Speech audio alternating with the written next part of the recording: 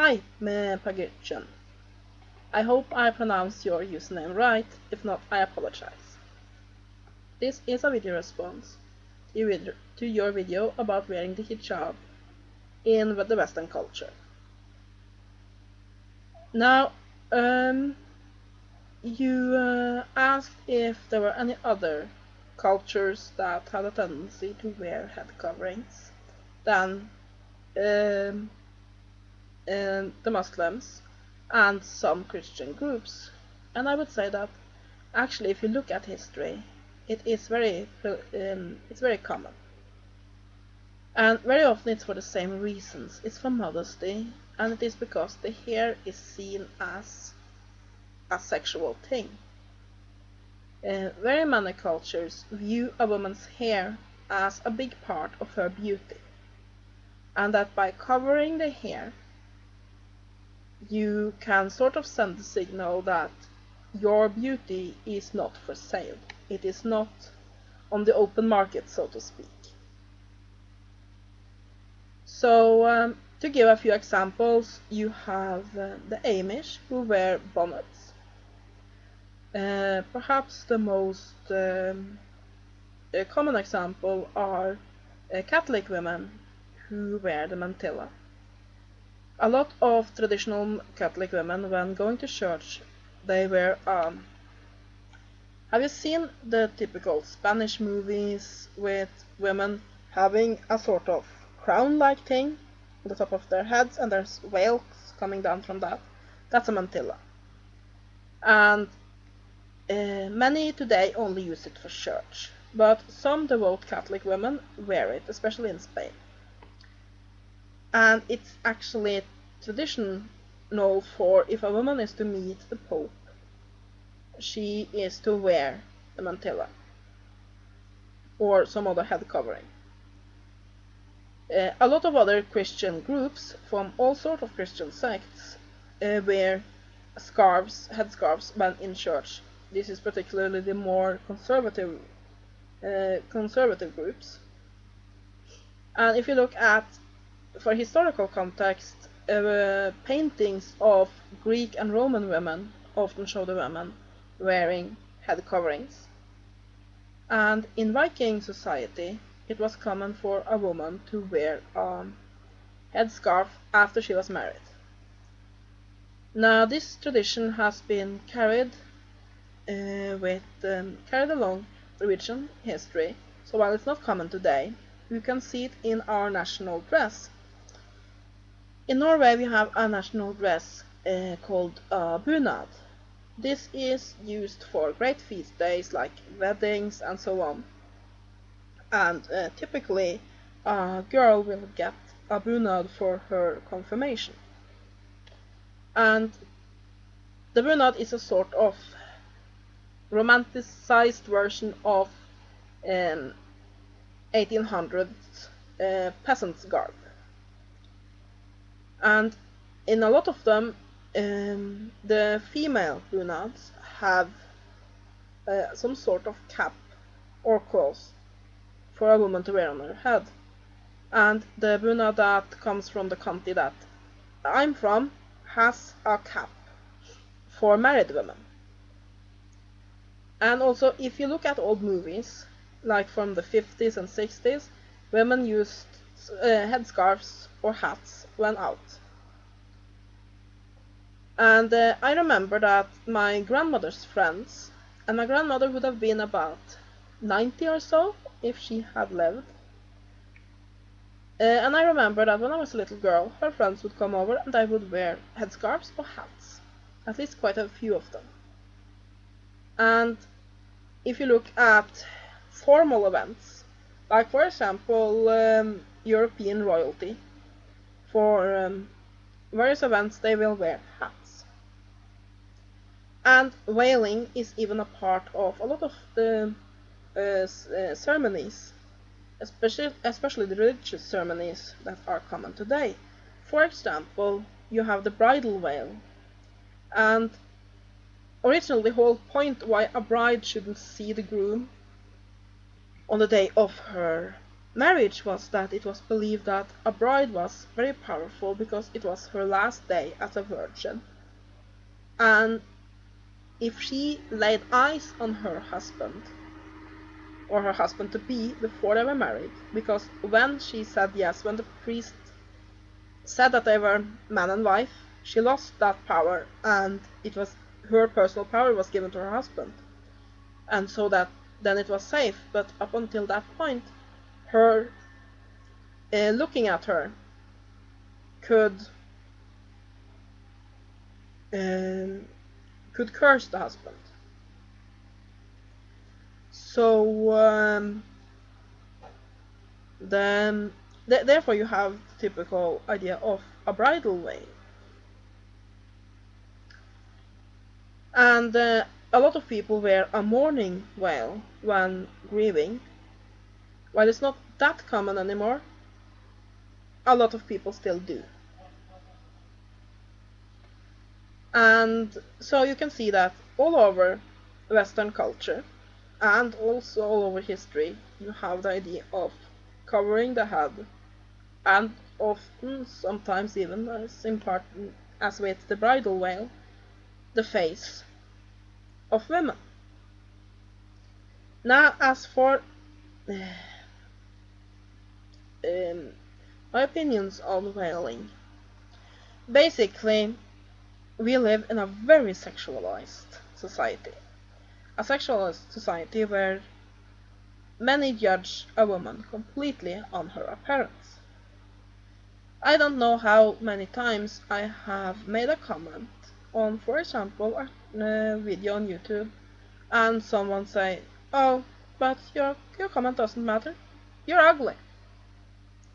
Or I see important news articles where it seems like the only thing that a person really gets from it is, "Oh, that woman is hot," or "that woman is ugly."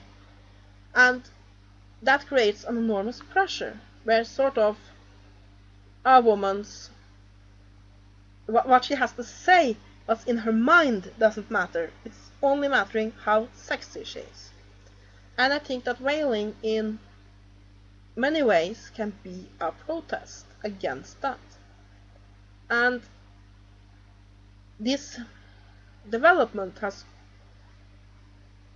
I feel that it has gone a negative direction in Western society. For example, take dolls, toys for children.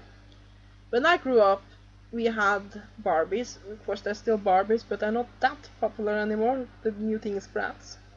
Now, of course, Barbie had sexy clothes, but she also had professions. Barbie is a veterinarian, she's a doctor, she's an astronaut, she's a teacher, she's a model, she's a ballerina.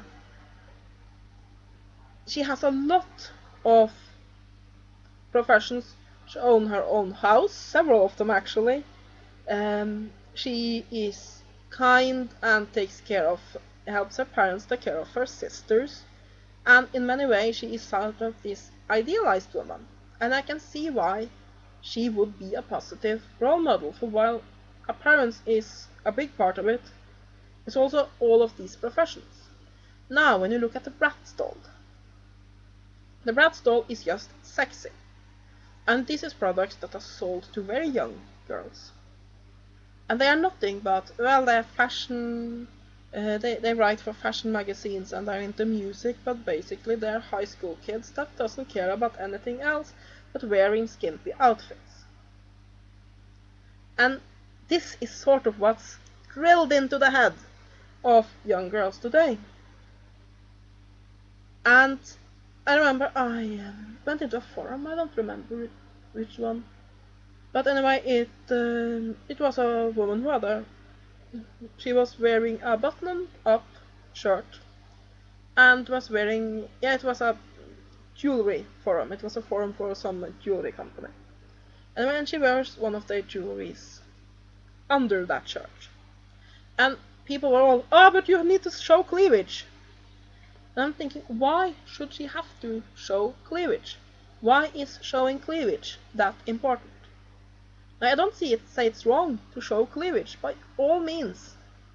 but why is it sort of the most important thing that a woman can do? Or, like, I was going to the store here a little while ago, and I see a little girl. She couldn't be more than 8, and she was wearing very, very, very tight leopard print pants of some sort.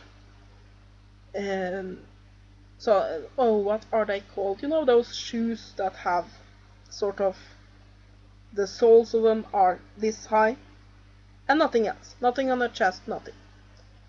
And I'm thinking, would why would a parent dress their child like this? So, women from a very early age are sexualized, and I think that there are a lot of people who are not Muslim who are starting to use veils of some sort. And for most of them, it is a kind of protest against that sexualization. It is a kind to say that my beauty and my appearance is reserved for the people I choose, and the general people around should look at my actions, look at what I do, what I think, what I speak, not how I look. And I think that is very appealing. Now, when it comes to, from a pagan sense, about when it comes to the hijab or head coverings, excuse me, I think that for reconstructionists, especially like Greek, Roman, Egyptian, and Norse reconstructionists, there are a lot of historical reference that this was an important way that a decent woman would dress. Also, I know one pagan woman who wears a hijab because she feels that it protects her energy. It prevents her from taking in energy all over the place, because she's very sensitive. She is an empath, and she feels that covering her head makes it easier for her to block out the energies she doesn't want. And I know that, for example, Lisa Williams, who is a famous medium, you have probably heard of her, and she wears a hat when she doesn't want to tune into the spirit world. So, for some occultists and pagans, wearing a head covering is a way to protect yourself against unwanted energies. Now, as for whatever or not you don't get this unwanted attention if you wear a hijab, I think that a lot of that is cultural. Because if it was just how much you covered up, like I was walking home with my hubby one day, and I was covered from head to toe because it was winter in Norway and then it gets cold. So I was wearing this thick fake fur coat and winter mitts, and I had this big winter cap on and a scarf around my neck. So you basically, it's only my face you saw. Little bit of my hair in the nape of my neck probably, but basically only my face. And I got hit on, so yeah.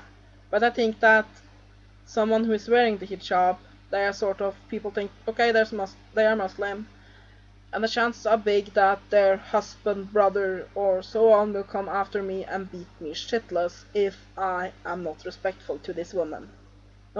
In no way saying that Muslims are violent, I'm just saying that that's a sort of stereotype that exists a lot in society, so I think that that's part of it.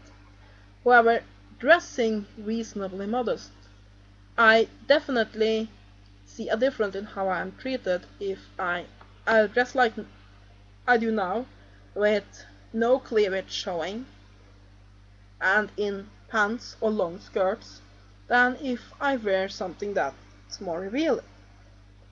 So I think that women should be aware of how their dress, what signals their dress might send, because I definitely see a difference in how I am treated depending on what I wear. So yeah, I think that I have at times been tempted myself to use some sort of head covering. I probably won't, because my best quality in my appearance is my hair, and I will allow myself to be vain enough that I like it to show. But yeah, both for the idea of protecting myself against unwanted energies, but also as a protest to the overly sexualization of women. No, I'm in no way repressed like that. I mean, I'm of the idea that sex is good. If people want to have 500 partners, go ahead, whatever makes you happy. But what I have a problem with is the sexualization, where the only thing that seems to matter is this person hot? Does this person qualify according to some beauty standard? And if she doesn't, then she's just not worth anything. And I think that that idea is something that is worth fighting against. Whatever you are, Muslim, Christian or pagan, or atheist for that matter.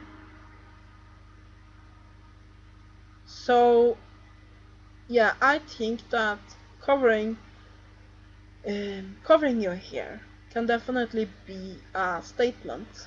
I think it can be a useful spiritual tool, and I think it can be very positive and empowering.